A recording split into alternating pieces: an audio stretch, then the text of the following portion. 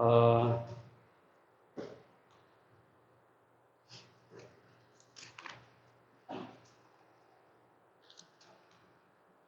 사실 이번 주 설교 때문에 많이 생각하고 망설이고 다른 설교를 다시 준비를 해야 되나 고민을 많이 했습니다. 왜냐하면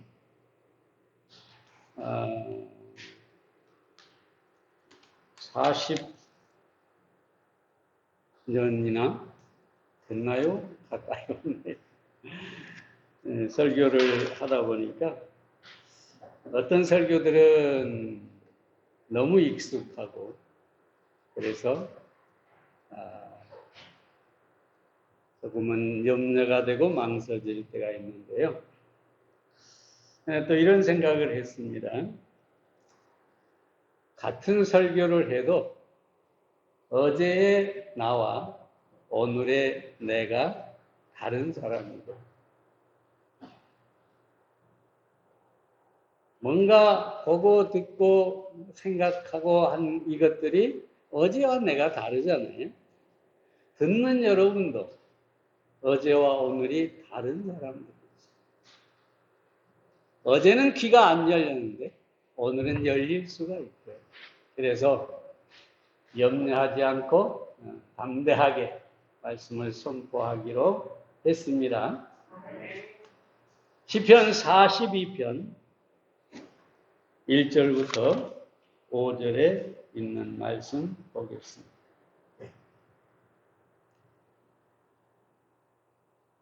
하나님이여 사슴이 시냇물을 찾기에 갈급함같이 내 영혼이 주를 찾기에 갈급하나이다. 내 영혼이 하나님 곧 생존하시는 하나님을 갈망하나니 내가 어느 때에 나아가서 하나님 앞에 배울고 사람들이 종일 나더러 하는 말이 내 하나님이 어디 있느냐 하니 내 눈물이 주야로 내 음식이 되었도다. 내가 전에 성의를 지키는 무리와 동행하여 기쁨과 찬송의 소리를 바라며 저희를 하나님의 집으로 인도하였더니 이제 이 일을 기억하고 내 마음이 상하는도다. 내 영혼아 내가 어찌하여 낭망하며 어찌하여 내 속에서 불안하여 하는고. 너는 하나님을 바라라. 그 얼굴을 도우심을 인하여 내가 오히려 찬송하리로다. 빅터 프랭클 박사는 유대인으로 심리학자이고 의미요법의 창시자이기도 합니다. 그는 2차 세계대전 때 히틀러에 의해서 포로 수용소에 수용이 되었었습니다. 그가 그곳에서 사람들을 관찰했는데 그가 발견한 사실은 사람들이 죽어가는 순서는 곧 절망의 순서와 같았다고 합니다. 그러면서 한 얘기를 하는데 한 유대인 의사가 수용이 되어 있었는데 그는 매일 한 컵씩 주는 그 작은 물을 가지고 먹고 그 물을 남겨서 세수를 하고 날카로운 이 그릇, 깨진 그릇을 가지고 매일 아침 정성스럽게 면도를 했다고 합니다. 그런데 이 유대인들을 쫙 세워놓고 가스실로 보낼 사람들을 뽑는데 그들이 이상하게 이 사람 앞에만 오면 비록 더러운 옷이지만 단정하게 입고 얼굴을 씻고 면도를 깨끗이 하고 있는 그 모습을 보면서 이 사람은 죽일 수가 없겠구나. 그래서 그 사람이 항상 열애가 되더니 끝까지 전쟁이 끝날 때까지 살아남았다고 합니다. 그럼 이 사람이 왜 날마다 얼굴을 씻고 날마다 면도를 하고 그 열악한 상황에서 그렇게 했을까요? 그는 포기하지 않는 사람이기 때문입니다. 절망을 거부한 사람이기 때문입니다. 언젠가 여기서 나가 삶을 살 것이라는 소망을 가졌기 때문입니다. 그래서 이 빅터 프랭클 박사가 죽음의 순서는 절망의 순서다, 그렇게 말한 것입니다. 키엘케고르도 뭐라고 합니까? 절망은 죽음에 이르는 병이라고 합니다. 오늘 우리는 이 절망을 이기려면 어찌해야 할 것입니까? 이 다윗의 시편을 통해서 몇 가지 생각해 보겠습니다. 첫째로, 절망을 이기려면 자신을 바라보지 말고 하나님을 바라보아야 합니다. 시편 42편과 43편을 보면 다윗이 절망에 처한 이유를 우리는 찾을 수가 있는데, 그게 뭐냐? 다윗 자신이 자신을 바라보고 자신의 연약함에 사로잡혀 있었다는 것입니다. 시편 42편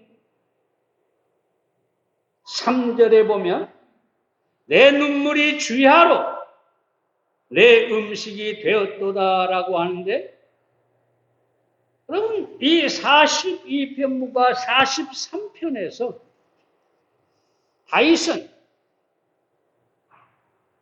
1인칭 대명사를 자그마치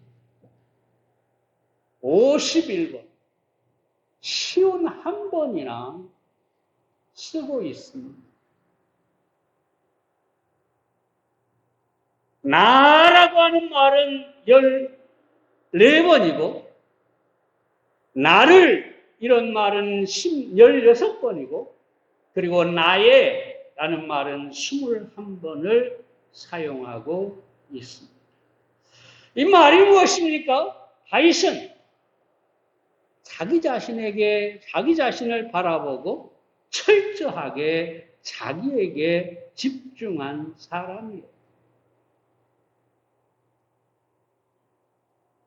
여러분, 사람은 고난을 당할 때 자기 자신을 바라보면 절망하게 됩니다. 왜 그렇습니까? 고난은 크고 내가 처한 상황은 두렵고 나 자신은 그걸 감당할 수 있는 능력이 없고 나의 연약함만을 발견할 수 있기 때문에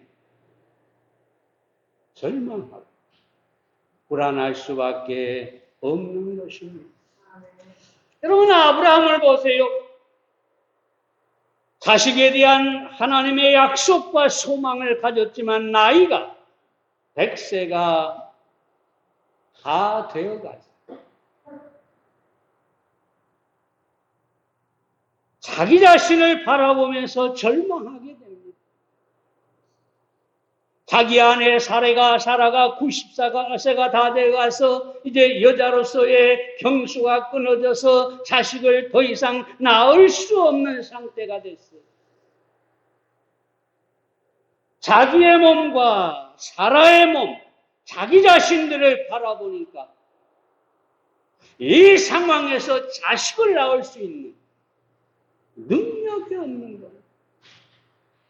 희망이 사라져버린 것이.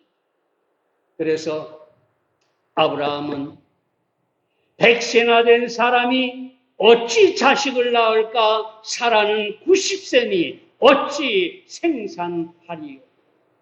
창세기 17장 10절에서 그렇게 말하고 있습니다. 어떤 상황에서 자신을 바라보며 한계를 느끼게 되고 그리고 절망하게 되는 것입니다. 모세를 보세요. 그는 대단한 자부심을 가진 사람이죠. 내가 이스라엘 민족을 구원하겠다, 내 민족을 구원하겠다, 이런 포부를 가진 사람이에요. 그런데 광야로 쫓겨나서 40년을 살아요. 어느 날 갑자기 하나님께서 호렙산 떨기나무 가운데 나타나셔서 내가 너를 애굽으로 보낼 테니 이스라엘 민족, 내 민족을 거기에서 이끌어내라. 해방시켜라. 모세가 뭐라고 합니까? 출애굽기 3장 11절에 보면 내가 누구간데 바로 앞에 서며 바로에게 가며 이스라엘 자손을 애굽에서 인도하여 내리. 영어로 보면 Who am I? 내가 누구입니까 하나님? 나는 더 이상 왕자도 아닙니다. 나는 더 이상 이스라엘을 인도할 사람도 아닙니다. 나는 그저 양을 치는 목동일 뿐입니다. 아무것도 아닙니다. 그야말로 nothing, 아무것도 아니고 아무것도 할 수 없는 사람. 광야에서 양을 치는 자신을 바라보는 이 모세는 절망할 수밖에 없었던 것입니다. 여러분, 엘리야를 보세요. 얼마나 대단한 사람이었습니까? 지난주에 보았던 것처럼 이 엘리야는 갈멜산에서 여기 850명의 우상 숭배자들과 대결하고 그들을 승리하고 그들을 다 죽이고 이스라엘을 하나님께로 돌아오게 한 사람. 정말 제가 가끔은 그런 기도를 했었어요. 엘리야의 하나님, 나의 하나님. 능력의 하나님, 나의 하나님. 네.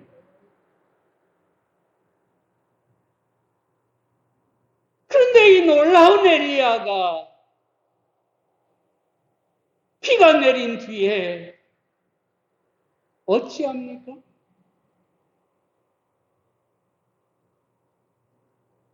하나님 앞에 나가서 이만하면 되었으니 나를 죽여주시옵소서. 엄청난 일을 이루어 놓고 자기를 바라보니까 자기는 아무것도 아니거든요. 아방을 생각하며 두려움 속에 빠져 있는 것이죠. 그러면서 하나님 차라리 나를 죽여주십시오. 여러분, 좀 성경에 위대한 신앙을 가진 사람들도 자기 자신을 바라보았을 때 절망할 수밖에 없었다는 것입니다. 그러므로 우리가 이 절망을 이기려면 자신을 바라보지 말아야 합니다.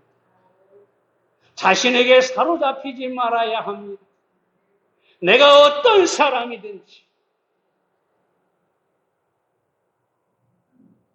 자신에게 사로잡혀 절망하지 말아야 합니다. 우리는 우리 자신에게서 눈을 돌려 하나님을 바라볼 수 있어야 합니다. 시편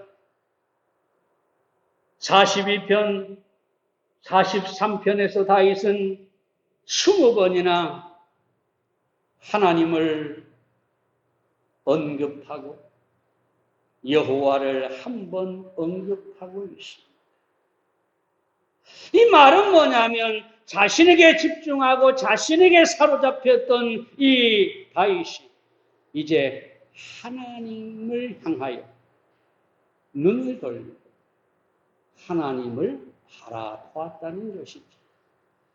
그래서 시편 42편 4절에 보면 너는 하나님을 바라라. 그 얼굴의 도우심을 인하여 오히려 내가 찬송하리로. 자신을 바라볼 때 절망했는데 이제 하나님을 바라보니까 소망이 생깁니다. 그래서 이제 오히려 하나님을 찬송하겠다고 합니다.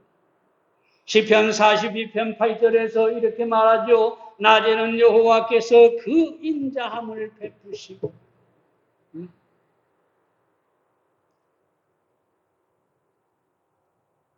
하나님께서 나에게 인자를 베푸실 것이다. 여러분, 내가 하나님을 바라봤는데 그 하나님이 나를 향해 인자를 베푸신다면 우리는 절망할 이유가 전혀 없는 것입니다.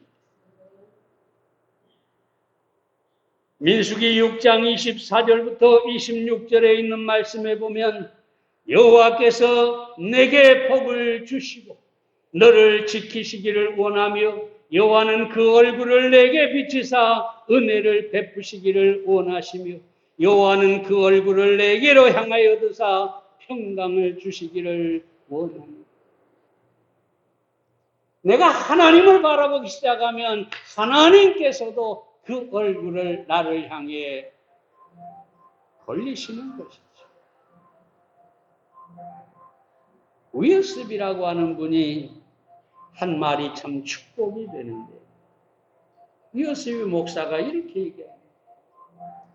절망에 대한 최선의 해결책은 우리를 향하여 웃으시는 하나님의 얼굴을 보는 것입니다.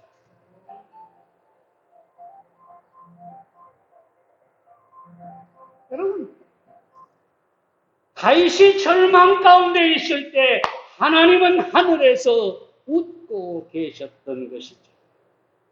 그 말은 절망 중에 절망하는 다윗을 비웃는 것이 아니죠. 절망하는 다윗을 향하여 고소하다. 네가 그럴 줄 알았다. 그러면서 웃는 게 아니죠. 그럼 왜 하나님의 얼굴에 웃음이 있을까요? 하나님께서는 이미 다윗을 건지시고 다윗을 높이시고 다윗을 축복하실 모든 계획을 다 갖고 계시고 지금은 절망하지만 반드시 거기에서 일어설 것이라는 사실을 하나님은 이미 다 알고 계시기 때문입니다. 그러므로 하나님이 얼굴을 찡그리고 하나님께서 저 다윗을 어쩔까? 정말 죽겠구나 하고 염려할 필요가 없다는 것이죠. 그래서 하나님께서 건지실 사람들을 바라보면서 여전히 웃고 계십니다. 여러분, 우리가 어떤 믿음을 가져야 할까요? 절망 속에서 이미 우리를 건지시고 축복하실 모든 계획을 다 마련하시고 또 능히 그렇게 하실 수 있기 때문에 우리를 향해서 웃으시는 하나님의 얼굴을 볼 수 있어야 합니다. 그렇다면 우리는 두려워할 이유도 없고 불안할 이유도 없고 절망할 이유도 없는 것입니다. 눈을 드십시오. 하나님을 바라보십시오. 이미 여러분을 향하여 모든 계획을 가지시고 여러분을 향해 웃고 계시는 하나님을 바라보고 믿으시기 바랍니다. 때로 어린 아이들이 어떤 일을 막 하겠다고 힘겹게 하고 있잖아요. 그럼 그 부모가 어떻습니까? 그 아이를 바라보면서 웃고 있죠. 설사 저 아이가 넘어진다 할지라도 일으켜 세워준 아버지신 거죠. 여러분, 때로 우리가 고난 속에서 절망할지라도 하나님은 여전히 우리를 향해서 얼굴에 웃음을 띠고 계시고 우리를 축복하실 것이라는 사실을 여러분이 믿으시고 절망을 이기시기를 바랍니다. 두 번째로 절망을 이기려면 과거를 잊고 미래를 확실하게 소망해야 합니다. 시편 42편 4절에 보면 이렇게 말하죠. 이제 이 일을 기억하고 마음이 상하는도다. 다윗은 현재 고난 속에서 과거의 영광, 과거의 좋은 일, 과거에 하나님을 섬기고 찬양했던 일, 이런 것들을 기억하면서 생각하면서 마음이 상했어요. 절망했어요. 그때는 이랬는데, 그때는 이렇게 축복 가운데 있었는데, 그때는 이렇게 행복했는데, 지금은 이게 무엇이냐? 상이로. 과거를 어떻게 바라보고 그 과거에 대해서 어떤 태도를 갖느냐, 어떻게 처리하느냐. 이것이 우리를 절망하게 하거나 절망을 이기게 하는 것입니다. 여러분, 이스라엘 백성들을 보세요. 늘 말씀드리지만 그들은 광야에서 절망했습니다. 이유가 무엇입니까? 애굽에서의 삶을 기억했기 때문입니다. 잘 아는 말씀 출애굽기 16장 3절에 보면 우리가 애굽 땅에서 고기 가마 곁에 앉았던 때와 떡을 배불리 먹던 때에 여호와의 손에 죽었다면 좋았을 것을 너희가 이 광야로 우리를 인도하여 내어 이 온 회중으로 줄여 죽게 하는도다. 이스라엘 백성들은 과거를 회상하는데 잊지도 않았던 그들이 언제 고기 가마 곁에 앉아 있었습니까? 언제 떡을 배불리 먹었습니까? 노예로 살면서 온갖 고통을 당했었죠. 그런데 이 광야의 현실이 너무 힘이 드니까 과거를 끄집어내고 그것을 포장하면서 절망하게 되는 것입니다. 우리가 여기서 줄여 죽는구나. 차라리 애굽에서 죽었다면 더 좋았을 것입니다. 사랑해요. 과거에 실패든 과거에 성공이든 과거에 무엇이든지 그것을 기억하고 그것이 생각하는 사람은 절망하게 됩니다. 물론 과거를 다 잊으라는 얘기는 아니죠. 그러나 우리가 알아야 할 사실은 그 과거 속에서 하나님을 기억해야 한다는 것입니다. 과거의 어떤 사건이나 어떤 것들만 기억할 것이 아니라 그 과거 속에서 오직 기억해야 할 것은 하나님이시고 하나님의 역사라는 것입니다.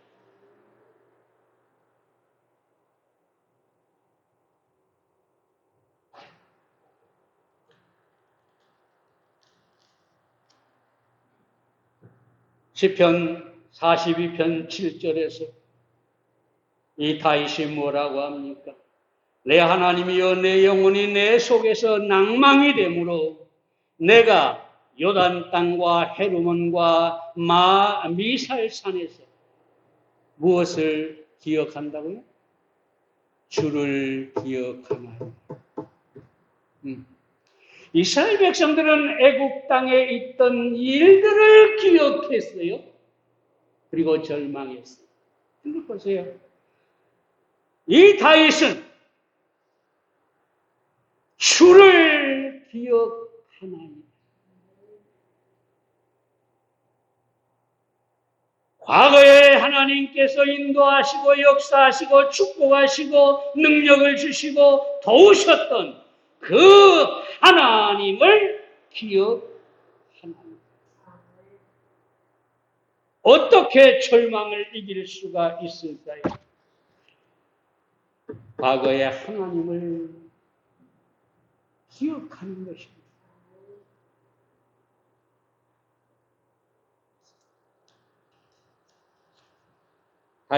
다윗이 기억했던 것들이 또 있죠. 이 이야기는 너무 유명하고 잘 여러분들이 아는 말이죠.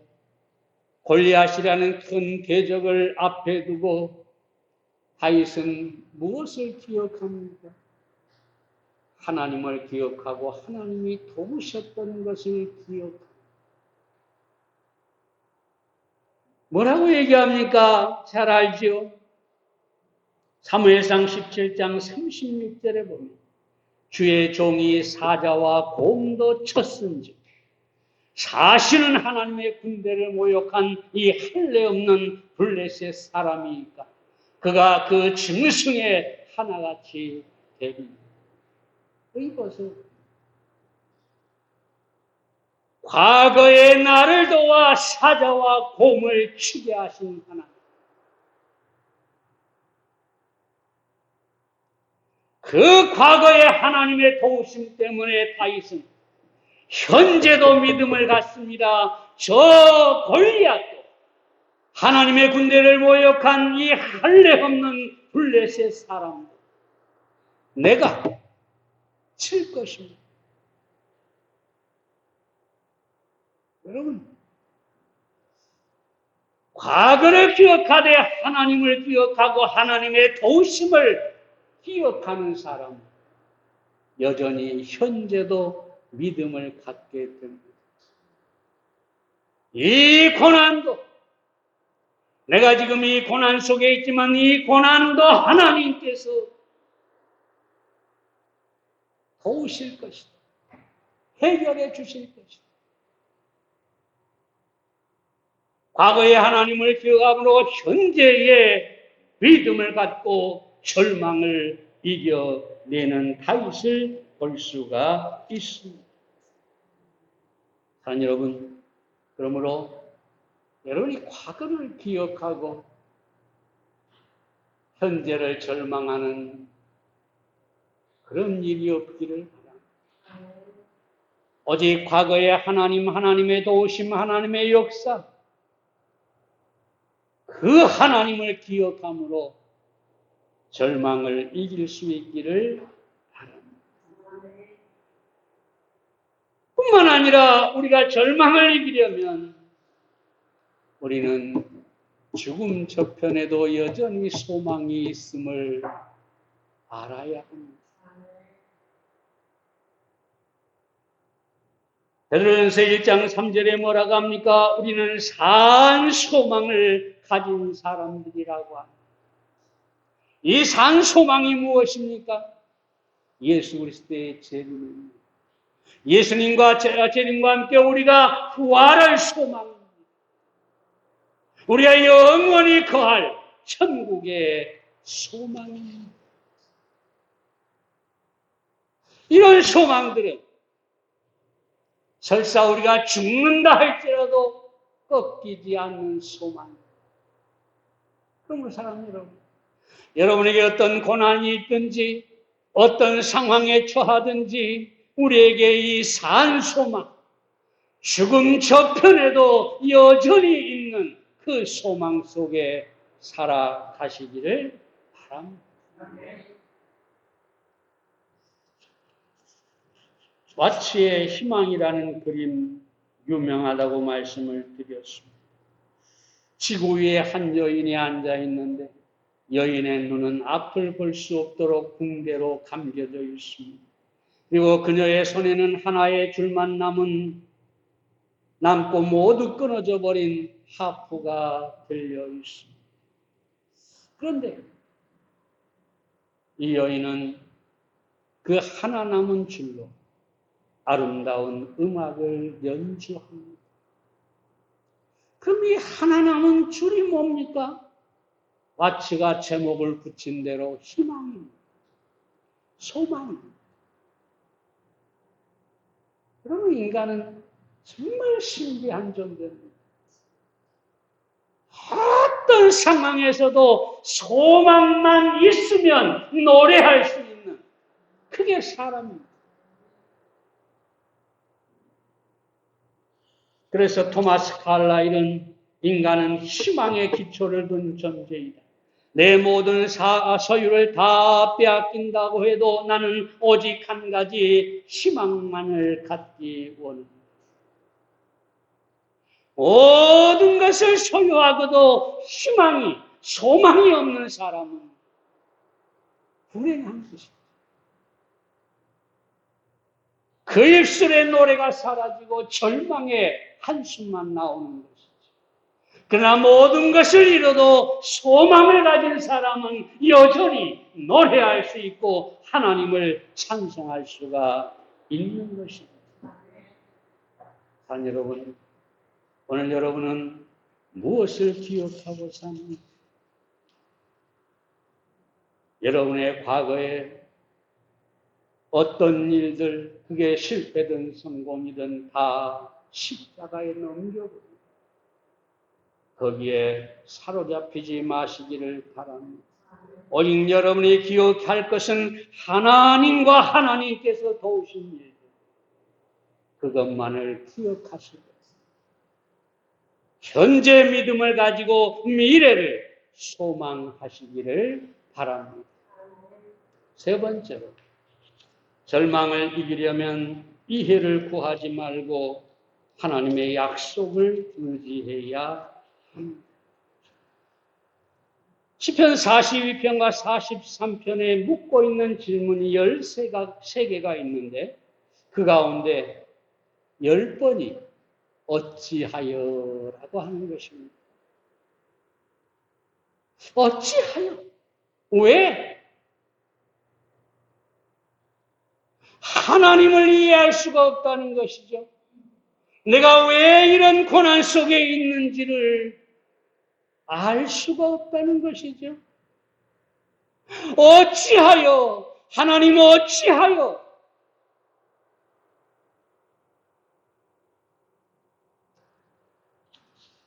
그럼 다윗은 이스라엘 왕으로 기름 부음 받았잖아요. 골리앗을 죽이고 이스라엘을 구원하는 영웅이었잖아요. 사울이 보낸 전쟁마다 승리를 거두었잖아요. 하나님을 위해서 열심히 살았는데 그의 현실은 어떠했습니까? 사울에게 쫓겨나서 광야에서 방황했어요. 사울 왕에게 쫓겨서 언제 죽을지 몰랐어요. 때로 사울을 피해서 다른 나라로 갔다가 거기서 죽을 상황에 처하자 미친 척을 하고 침을 질질 흘리면서 옷을 찢고 침을 질질 흘리면서 대문짝에다가 침을 바르면서 완전히 정신병자 행세를 하잖아요. 여러분, 그럴 때 다윗이 할 수 있는 말이 뭘까요? 어찌하여? 응? 나는 하나님을 섬긴다고 섬겼고 충성을 다했는데 하나님은 나에게 왕을 위해서 기름을 부으셨는데 하나님, 현실은 이게 무엇입니까? 어찌하여? 그런데 여러분, 아주 중요한 사실은 하나님은 이 어찌하여 하는 다윗의 물음에 한마디도 대답하지 않으셨다는 사실이에요. 이건 뭘 말할까요? 이해하려고 하지 마라. 왜? 너는 이해할 수가 없기 때문이다. 다만 나를 믿어. 여러분, 성경은 신비잖아요. 보세요. 마리아에게 천사가 나타나서 뒤에 사자가 나타나서 네가 이렇게 할 것이다. 이 마리아는 동정이 없는 남자를 모르는 여자입니다. 처녀입니다. 그러니까 이 마리아가 뭐라고 얘기합니까? 이렇게 얘기하죠. 누가복음 1장 34절에서 나는 사내를 알지 못하니 어찌 이 일이 있으리까? 어찌? 이해할 수가 없다는 것이잖아요. 근데 거기다 대고 하나님이 주의 사자가 이 마리아를 이해시키려고 어떤 설명도 하지 않아요. 다만 뭐라고 합니까? 37절에서 대저 하나님의 모든 말씀은 능치 못하심이 없느니라. 이해하려고 하지 말고 어떻게 이런 일이 있을 수 있느냐가 아니라 하나님과 하나님의 말씀을 믿어라. 그러면 그 믿음대로 이루어질 것이다. 여러분, 예수님이 부활하신다고 늘 말씀하십니다. 근데 부활하신다고 하지 제자들에게 어떻게 부활을 할 것이다 라고 하는 이해를 시키지 않아요. 왜? 제자들의 이치성에 한계를 넘어간 일이니까요.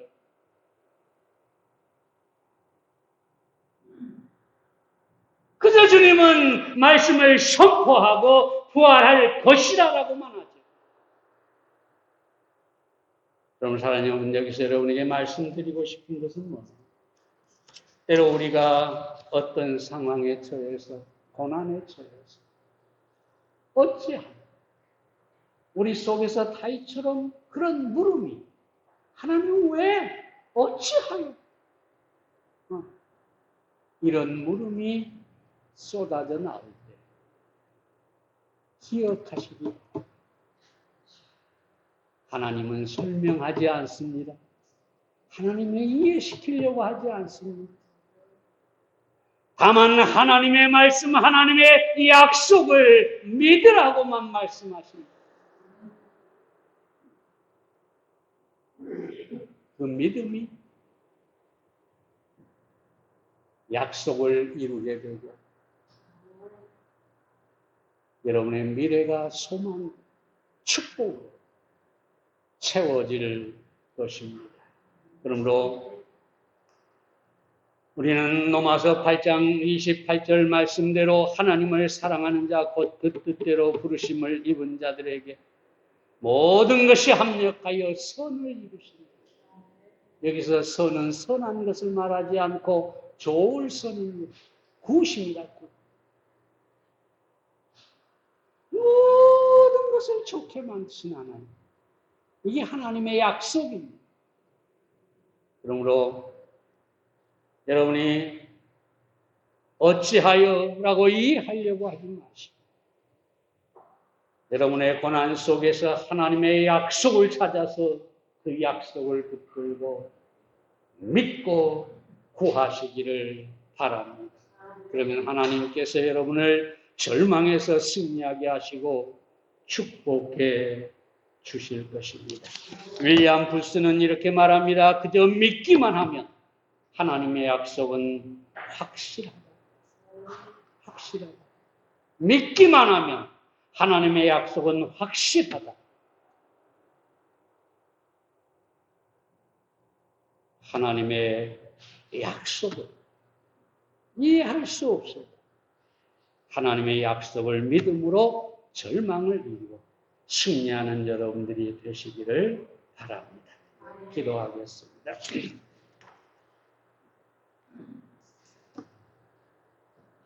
살아계신 아버지 하나님,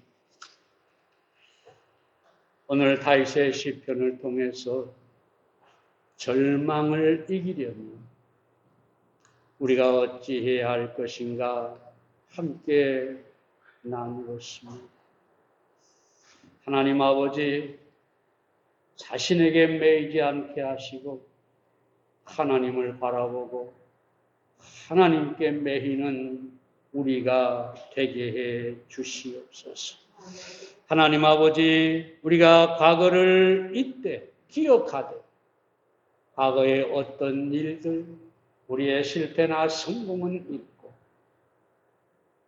그 속에서 역사하셨던 우리를 도우셨던 하나님을 기억하게 해 주시옵소서. 하나님을 기억함으로 말미암아 현재 믿음을 가지고 절망을 능히 이길 수 있게 해 주시옵소서. 하나님 아버지, 우리는 어떤 일을 당할 때 그저 어찌하여 라고 이해를 구하지만 하나님께서는 약속을 믿으라고 합니다. 우리가 이해할 수 없을지라도 하나님의 약속은 확실하게 이루어집니다. 그 약속을 믿고 절망을 거부할 수 있도록 도와주시옵소서. 어떤 상황 속에서도 우리 안에 믿음으로 갖는 소망이 충만하게 해 주시옵소서. 예수 그리스도의 이름으로 기도해 싸움나이다. 아멘.